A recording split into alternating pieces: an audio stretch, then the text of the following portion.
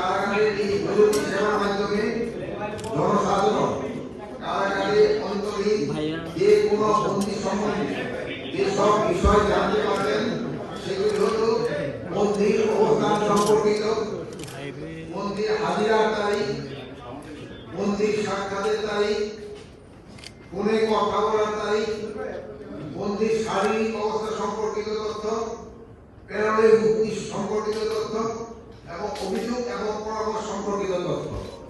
এটার মাধ্যমে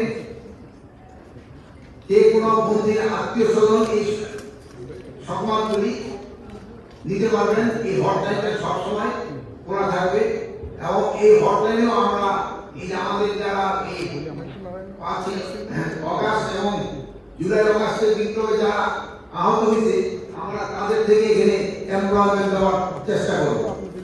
কেউ না বুঝলেও আমরা আপনার প্রয়োজন বুঝি, আর তাই তো অত্যাধুনিক ফিচার সম্বলিত বিভিন্ন সাইজ আর কালারের 250-টিরও বেশি ডিজাইন অপশন নিয়ে ওয়ালটন স্মার্ট ফ্রিজ বোঝে আপনার প্রয়োজন।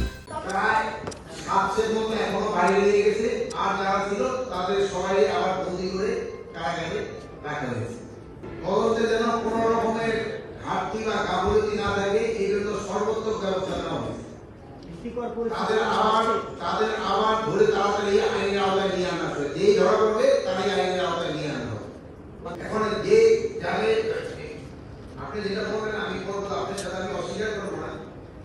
চিন্তায় চালাবাজি হচ্ছে এবং এখন যারা করতেছে তারা ধরাও করতেছে, আবার খারাপ হওয়ার পরে আবার তারা আবার এই ভিতরে করতেছে।